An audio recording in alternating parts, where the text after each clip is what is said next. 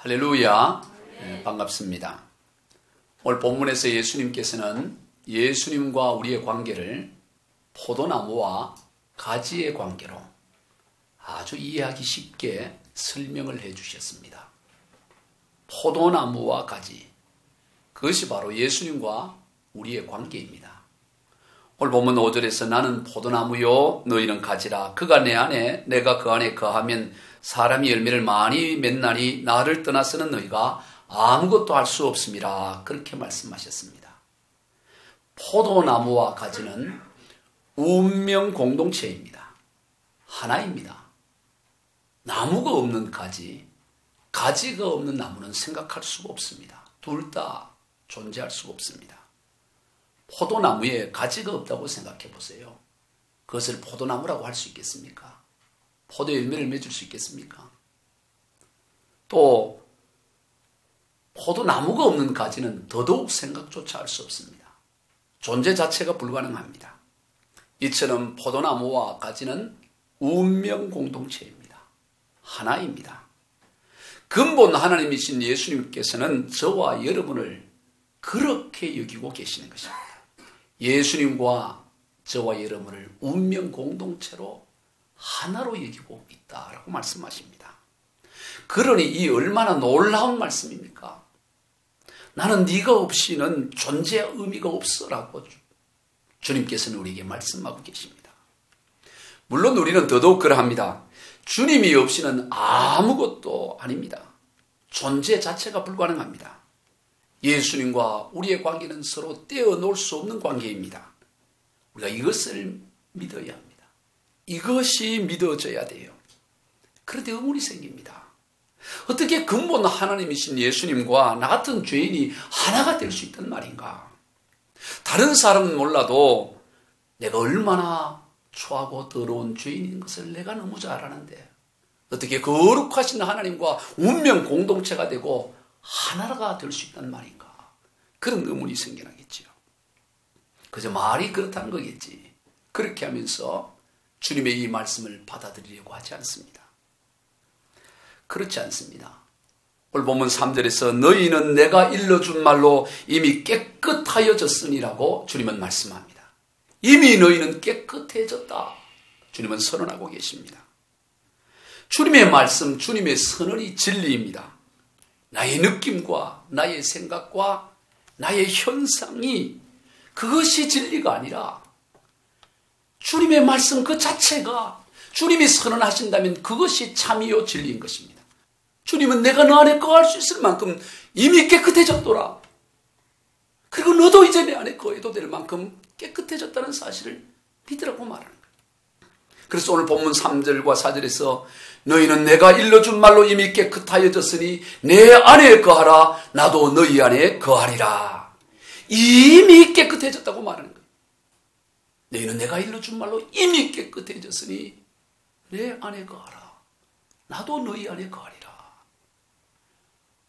주님의 이 말씀이 진리인 줄로 믿습니다. 이 말씀이 우리를 진리로 우리가 받아들여야 돼요. 그러면 어떻게 우리가 그렇게 깨끗함을 입을 수 있었을까요? 어떻게 우리가 그렇게 정결함을 입을 수가 있었을까요? 우리의 도덕적인 의로움이나 윤리로 말미암은 것이 아닙니다. 오직 예수 그리스도의 죽으심과 부활하심의 연합함으로 말미암아 이루어진 일이에요. 연합의 원리입니다. 신비한 일입니다. 예수님의 죽으심과 장사 지냄과 부활하심은 예수 혼자만의 사건이 아닙니다. 우리와 영적으로 연합된 사건입니다. 어떻게 그런 일이 있을 수 있을까요? 믿음을 통해서입니다. 영적인 것은 시간과 공간을 초월합니다. 우리는 믿음으로 그러한 영적인 연합이 이루어지는 것입니다. 로마서 6장 3절로 5절입니다. 시작. 무릇 그리스도 예수와 합하여 세례를 받은 우리는 그의 죽으심과 합하여 세례를 받은 줄을 알지 못하느냐. 그러므로 우리가 그의 죽으심과 합하여 세례를 받음으로 그와 함께 장사되었나니 이는 아버지의 영광으로 말미암아 그리스도를 죽은 자 가운데서 살리심 같이 우리로 또한 새 생명 가운데서 행하게 하려 함이라. 만일 우리가 그의 죽으심과 같은 모양으로 연합한 자가 되었으면 또한 그의 부활과 같은 모양으로 연합한 자가 되리라. 5절의 이 말씀 가운데 함께, 합하여, 연합하여 이런 말씀들이 아예 도배가 되듯이 그렇게 기록되어 있어요. 예수님의 죽으심과 부활하심에 우리가 연합하고 함께 합해졌다고 말하는 거예요. 예수님의 죽으심이 곧 우리의 죽음이요 예수님의 부활하심이 곧 우리의 부활로 연합되어져 있다고 말씀하는 것입니다. 그래서 우리는 이것을 확실히 알아야 돼요. 그 다음 절입니다. 6절로 7절 시작. 우리가 알거니와 우리의 옛사람이 예수와 함께 십자가에 못 박힌 것은 죄의 몸이 죽어 다시는 우리가 죄에게 종노릇하지 아니하려니니 이는 죽은 자가 죄에서 벗어나 의롭다 하심을 얻었습니다. 예수 그리스도와 연합되어 죽었다가 연합되어 살아나고 부활되었기 때문에 이미 우리는 죄에서 의롭다 하심을 얻었다라고 선언하고 있는 것입니다. 이것이 믿음의 본질인 것입니다. 그래서 우리는 이미 깨끗하게 된 것입니다. 그래서 우리는 정결하게 된 것입니다. 우리가 예수를 믿음으로 윤리적으로 도덕적으로 깨끗하고 선하기 때문에 깨끗해지는 게 아닙니다. 예수 그리스도를 믿음으로 이미 예수 그리스도와 연합되어져 버렸기 때문에 깨끗해진 것입니다. 누구나 여기에 해당됩니다. 문제는 그것을 믿음으로 받아들이느냐 하는 것입니다. 그 차이입니다. 이미 깨끗해졌다고 말씀하신 이 주님의 선언을 아멘하고 받아들일 것이냐 아니면 내게 나타난 나의 현상과 내 느낌과 내 감정을 그것보다 더 우위에 둘 것이냐 그 차이일 뿐인 것입니다. 예수님께서는 오늘 본문을 통해 바로 우리가 예수님과 포도나무와 가지의 관계로 이미 깨끗해져서 예수님께서 우리 안에 거하시고 우리가 주님 안에 거하는 관계가 되었다라고 말씀하는 거예요. 그러므로 우리는 언제나 주님 안에 당당히 거하는 인생이 되어야 되는 것입니다. 당당하게 주님 안에 머무르는 인생이 되어야 돼요. 주님 밖에서 그 어떤 의로움도 아무런 의미가 없어요. 여러분 신앙생활의 가장 본질은 뭐냐? 주님 안에 거하는 삶입니다. 이것이 전부입니다. 그런데 주님 안에 거하려면 내가 주님으로 말미암아 주의 보혈로 말미암아 정결하게 되었음을 믿어야 주님 안에 거하는 것이죠. 내가 정결하게 되었다는 것을 믿지 않는데 어떻게 주님 안에 거한다고 할 수 있겠어요? 그게 믿어지지 않으면 주님 안에 거하는 것조차도 어려운 거예요. 나는 주님의 보혈로 정결하게 되었음을 믿습니다 했을 때 우리는 주님 안에 거하는 인생이 되는 것입니다. 포도나무 가지는 포도나무 밖에서 포도나무를 위해 열심히 포도 열매를 맺는 것이 아닙니다. 포도나무 가지는 그저 포도나무와 하나가 되어 그 안에 거하는 것으로 충분해요. 그러면 포도 열매는 포도나무를 통해서 공급되어지는 영양분을 가지고 시절을 따라 저절로 열매가 맺어지는 것입니다. 주님과 우리의 관계가 그러합니다.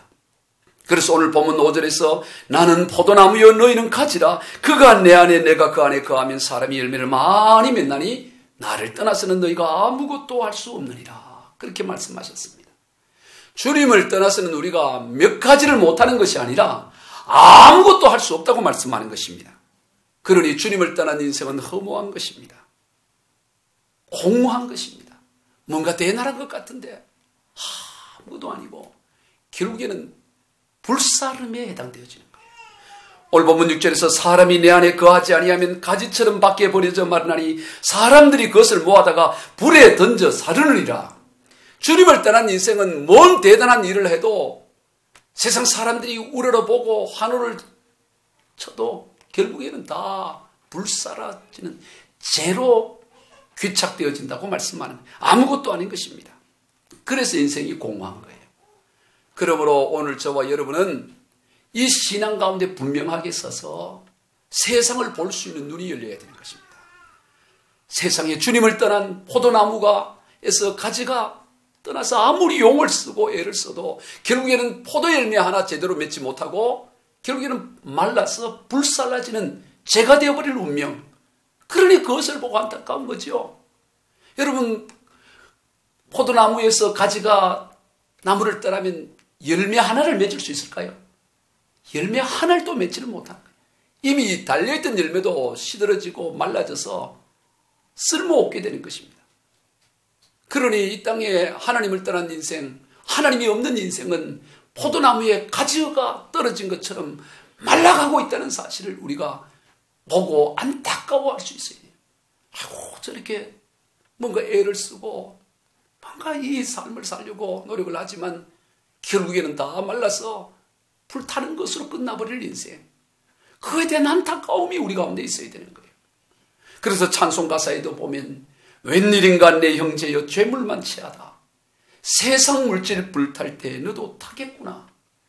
웬일인가 내 형제여 죄악에 매여서 한없이 고생하는 것 참 못 보겠구나.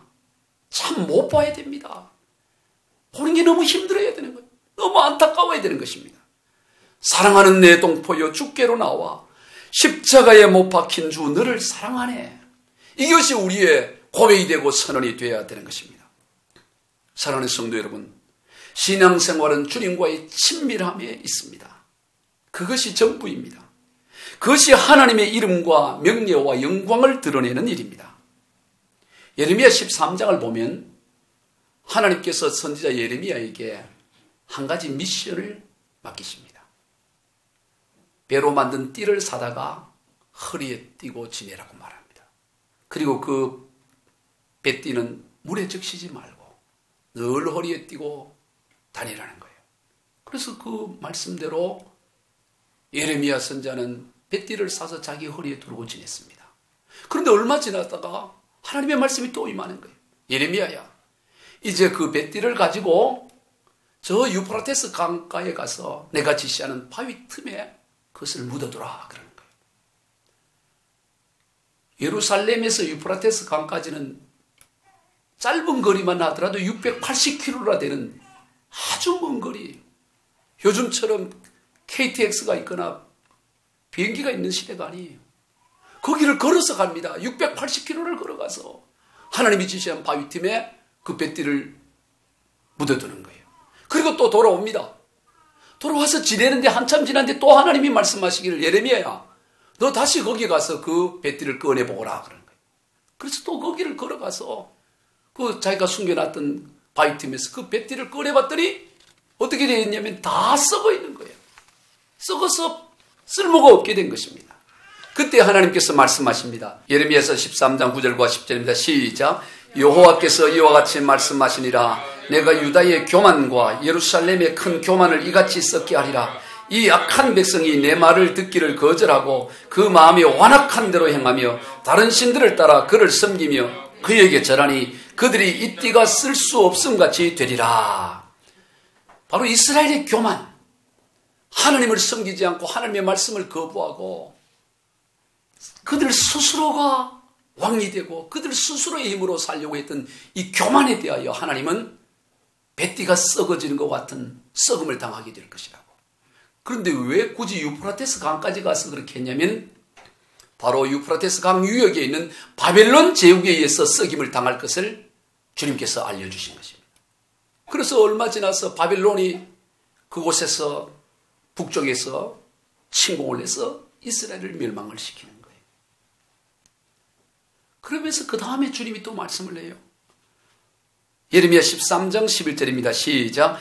여호와의 말씀이니라. 띠가 사람의 허리에 속함같이 내가 이스라엘 온 집과 유다 온 집으로 내게 속하게 하여 그들로 내 백성이 되게 하며 내 이름과 명예와 영광이 되게 하려 했으나 그들이 듣지 아니하였느니라. 이게 무슨 말씀일까요? 왜 굳이 하나님께서는 허리띠를 그렇게 감추라고 하셨을까요? 무슨 옷을 감추라고 하거나 신발을 감추라고 하거나 그리고 그것이 썩어짐을 통해 이스라엘의 교만을 말씀하지 않으시고 굳이 허리띠를 그렇게 가지고 설명을 했을까요? 그것은 바로 이스라엘이라는 이 나라를 하나님께서 하나님의 허리띠로 삼으셨다는 거예요. 여러분, 허리띠가 어떤 것입니까? 허리띠라는 것은 허리에 아주 밀착되어 있는 것을 말하는 것입니다. 즉 하나님께서는 이스라엘 백성들을 하나님께 아주 밀착을 시켜서 그들과 함께하는, 하나님과 함께하는 공동체로 그렇게 부르셨다는 거예요. 그런데 허리띠가 허리에 붙어 있지 않고 하나님께 밀착되어 있지 않고 떠난 결과 그런 교만으로 말미암아 떠나서 썩음을 당하게 되었다는 것을 말씀하는 것입니다. 그러면서 하나님께서 예레미야 13장 11절에서 바로 그 허리띠가 허리에 붙어 있을 때 그들이 바로 내 이름과 명예와 영광이 된다라고 말씀하는 거예요. 여러분, 허리띠의 명예와 이름과 영광이 어떻게 드러낼 수 있겠습니까? 바로 허리에 붙어 있을 때, 그럴 때 명예와 영광과 이름을 드러내는 거예요. 하나님께서는 이스라엘 백성들을 보고 무슨 대단한 일을 하라고 하신 적이 없어요. 너희들은 그저 나에게 붙어 있어라. 허리띠가 허리에 붙어 있는 것처럼, 포도나무에 가지가 붙어 있는 것처럼 그렇게 붙어 있기만 하면, 친밀한 관계만 가지고 있으면 열매를 맺게 되고 하나님의 이름과 명예와 영광을 드러내는 삶이 된다라고 말씀하는 것입니다. 여러분, 우리가 신앙생활 하면서 뭐 별난 거 하려고 애쓸 거 없습니다. 뭐 별난 것도 없습니다. 사실 돌아보면 가장 별나고 가장 위대한 일은 위대하고 위대하신 주님과 친밀한 관계 가운데 머무는 것입니다. 주님만에 거하는 것입니다. 그것이 바로 주님의 이름과 명예와 영광을 높이는 것입니다. 그렇게 주님 앞에 주님만에 거하는 인생 가운데 주어진 권세가 있습니다. 오늘 요한복음 15장 7절 말씀입니다. 너희가 내 안에 거하고 내 말이 너희 안에 거하면 무엇이든지 원하는 대로 구하라. 그리하면 이루리라. 무엇이든지 원하면 다 이루어 주겠다라고 약속을 하고 있습니다. 놀라운 약속의 말씀입니다. 무엇이든지입니다. 크고 작고의 차이가 없습니다. 크고 작다는 것은 순전히 사람의 기준입니다. 우주 만물을 창조하는 하나님에 있어서 뭐가 크다고 할 수 있겠고 뭐가 작다고 할 수 있겠습니까? 여러분, 사람마다도 크고 작다의 기준이 다 다릅니다. 어떤 사람에는 그것이 굉장히 큰 문제로 다가오지만 같은 문제인데 어떤 사람은 그것을 사소하게 여기는 것입니다. 사람마다도 기준이 달라요. 그러니 하나님 앞에 어느 것이 크고 어느 것이 작다라고 그렇게 정할 수가 있겠습니까? 크고 작고의 기준은, 크다 작다고 느껴지는 것은 바로 사랑의 관계성에 달린 거예요. 사랑이 관련되어 있을 때 작은 것도 크게 느껴지만 사랑이 없으면 큰 것도 그건 작은 거예요. 여러분 보세요. 사랑하는 연인 사이에서 연인의 손톱 밑에 가시가 박힌 것은 그 연인에게 큰 문제일까요? 사소한 걸까요? 두 여인이, 남녀가 연애를 해요. 그런데 그만 뭘 만지다가 손톱 밑에 가시가 들어갔어. 특히 여자, 자매의 손톱 밑에 가시가 들어가요.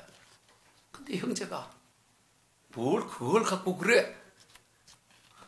그러면 이제 그날 끝나는 거야. 그 이제 끝나버려. 그럴 때는 마치 난리가 난 것처럼 막 쇼라도 해야 돼. 그래서 그걸 빼주고 이래야 이게 사랑이 된다고. 네? 사랑하게 되면 손톱 밑에 가시도 큰 문제인 거예요. 근데 그러지 않고 미운 사람 밑에 가시가 네가 어떨까요? 가시가 왜 네가 못이 들어갔으면 시원하지. 그럴 수가 있다고. 그러니까 이게 지금 가시가 들어갔냐 못이 들어갔냐 그게 중요한 게 아니고 그 사람과 관계가 어떠냐가 크다 작다를 결정하는 거예요. 여러분, 하나님과 우리의 관계도 마찬가지입니다. 하나님께서는 우리를 사랑하시되 얼마나 사랑하느냐. 연인이 사랑한 수준이 아니에요. 자신을 십자가에 내어 죽기까지 우리를 사랑하시는 거예요. 말로 다 할 수 없는 사랑이에요. 그러니 오늘 저와 여러분에게는 어떤 문제인들 그 문제를 작게 여기시겠습니까? 하나님께서는 우리를 너무너무 사랑하시기 때문에 우리의 어떤 문제도 그것을 결코 작게 여기지 않습니다. 다 귀하게 여기십니다. 그래서 우리의 찬양 가사 가운데 보면 너의 작은 신음에도 응답하시니 너는 어느 곳에 있든지 주를 향하고 주만 바라볼지라. 그 찬양이 있습니다. 주님은 우리를 너무너무 사랑하시기 때문에 우리의 작은 신음에도 응답하여 주시고 그렇기 때문에 우리는 그 주님을 늘 바라보아야 하는 것입니다. 그러니 오늘 우리의 인생 가운데 어떤 문제든 주님 앞에 내어놓을 때 주님은 그 문제 앞에 관심을 가지고 우리의 간구에 응답하실 것입니다. 그리고 그것이 하나님께 영광을 돌리는 것이라고 말씀합니다. 오늘 보면 7절과 8절입니다. 너희가 내 안에 거하고 내 말이 너희 안에 거하면 무엇이든지 원하는 대로 구하라. 그리하면 이루리라. 너희가 열매를 많이 맺으면 내 아버지께서 영광을 받으실 것이요 너희는 내 제자가 되리라. 우리가 주님 안에 거하고 주님이 우리 안에 거하고 주의 말씀 안에 우리가 거할 때 무엇을 구하든지 하나님 거기에 반응해 주시고 그 반응을 통하여 하나님 아버지께 영광을 돌리게 된다. 그렇게 말씀을 하는 것입니다. 여러분, 기도는 그저 우리가 원하는 바를 얻는 통로가 아닙니다. 기도는 하나님께서 우리의 간구에 응답하심으로 하나님의 살아계심과 하나님의 영광을 드러내는 통로입니다. 그래서 어떤 면에서는 우리보다도 하나님께서 더 우리의 기도를 원하시는 것입니다. 우리가 기도해서 응답받는 것보다, 그것을 우리가 원하는 것보다 하나님은 훨씬 더 우리가 기도하여 응답받기를 원하고 계시는 거예요. 그래서 성경은 기도할 것을 무수히 강조하고 있습니다. 왜냐하면 하나님께서는 우리의 기도의 응답을 통하여 세계를 경영하시고 역사를 운행하고 계시기 때문인 것입니다. 그러므로 기도해야 되는 거예요. 그래서 사무엘 선지자는 아예 기도하지 않는 것을, 기도를 쉬는 것을 죄라고 말했습니다. 기도할 때 하나님의 역사를 경험하게 돼요. 기도할 때 창조적인 하나님의 역사가 일어나게 되는 것입니다. 그러므로 기도할 수만 있다면 언제나 모든 가능성이 열려 있습니다. 그러므로 우리는 무슨 일을 당하든지 언제 어디서든지 결코 낙심하거나 좌절하지 않는 것은 기도할 수 있기 때문인 거예요.